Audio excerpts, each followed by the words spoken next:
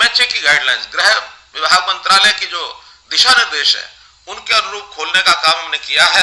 और हमारा एक अनुमान है, एक आंकड़ा है कि लगभग 5.5 लाख मजदूर और कर्मचारी वो 20 अप्रैल के बाद काम में लग गए हैं। लेकिन कल से ही इसका जो तीसरा फेज है इसको भी हमने शुरू करने के लिए कह दिया है। इसमें पूरे प्रदेश को 2 हिस्सों में बांटा है। एक 15 जिले वो हैं जहां कोरोना का प्रभाव कम है, 7 जिले ऐसे हैं जिनमें कोरोना का प्रभाव पिछले महीने में, अप्रैल के महीने में वो ज्यादा बढ़कर के दिखा है। जिन 7 जिलों में गुरुग्राम, फरीदाबाद और इसके साथ पलवल, नूह जिला, सोनीपत, पानीपत और पंचकुला, ऐसे 7 जिले हैं। तो इन 7 जिलों में हम योजना अपनी ब्लॉक अथवा टाउन के हिसाब से बनाएंगे। शेष 15 जिलों में पूरे जिले के हिसाब से ही हम उस योजना को सारे को रखेंगे। सबसे पहले इसके अंदर सोशल डिस्टेंसिंग, इसका पूरा ध्यान रखा गया है। और सोशल डिस्टेंसिंग के नाते से जितने भी इन सिटू उद्योग हैं, अर्थात कर्मचारी उद्योग के स्थान पर उसी परिसर में रहते हैं, दिन रात वहीं काम भी वहीं करते हैं, रहने का स्थान भी उनका वही है, वहां सभी कर्मचारियों को कार्य करने की छूट होगी। उसके अंदर सब लोग काम करेंगे। यह हमने 33% की छूट उनको दी है कि 33% कर्मचारियों के साथ अपना उद्योग चलाएं।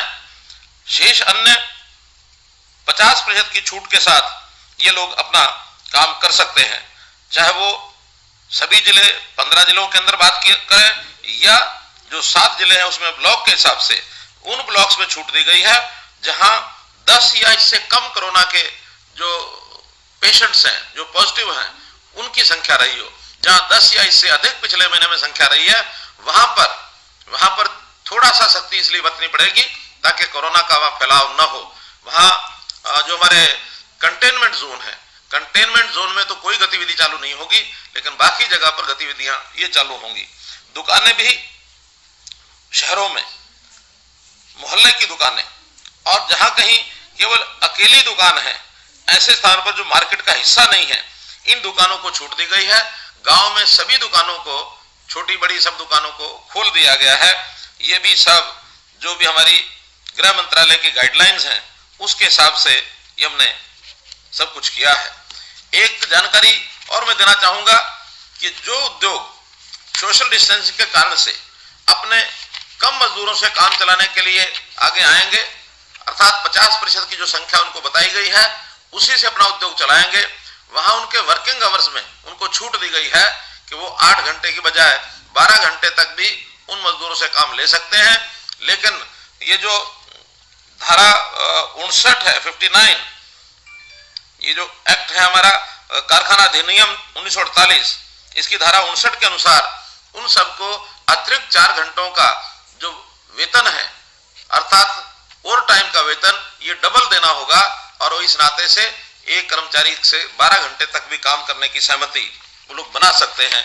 ये भी एक छूट उनको दी गई है।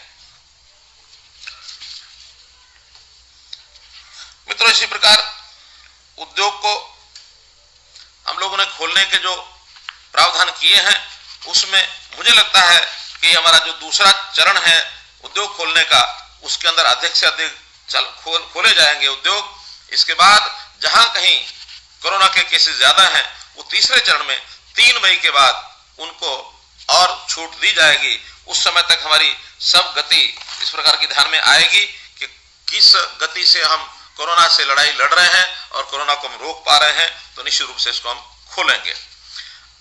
विषय है प्रवासी मजदूर। प्रवासी मजदूर हमारे हरियाणा में भी बहुत बड़ी संख्या के अंदर उद्योग में लगे हुए थे, खेतों में काम कर रहे थे।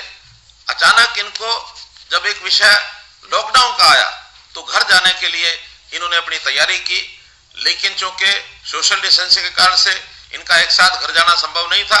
हमने इनके लिए माइग्रेंट कैंप्स बनाए और उन माइग्रेंट कैंप्स में लगभग 15,500 मजदूरों को 20-22 दिन वहां रहने के लिए कर्मचारियों ने, वहां पर संस्थाओं ने, सब लोगों ने सहयोग किया।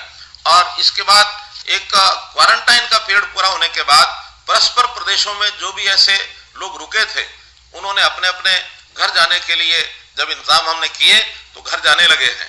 और उन 15 दिनों के अंदर हरियाणा में हमने कम से कम ऐसे जितने प्रवासी मजदूर थे उन भाइयों को कोई तकलीफ नहीं होने दी, बल्कि सेवा भाव से उनका जब सेवा की गई और जाने लगे तो भावनात्मक तरीके के भी दृश्य ध्यान में आए कि जब उस कैंप को छोड़ करके जा रहे थे तो जाते समय ऐसा भी ध्यान में आया कि वहां के कर्मचारियों के पैर तक उन्होंने छुए, और जब उनसे पूछा ऐसा क्यों, तो उन्होंने कहा कि हमें परिवार के अंदर भी जितनी सेवा भाव और जितना हमको प्रेम स्नेह प्यार मिलता है उससे ज्यादा प्यार हमको मिला है, और एक परिवार से जैसे बिछड़ना होता है इस प्रकार के बिछड़ने का उनका जो एक दृश्य ध्यान में आ रहा है।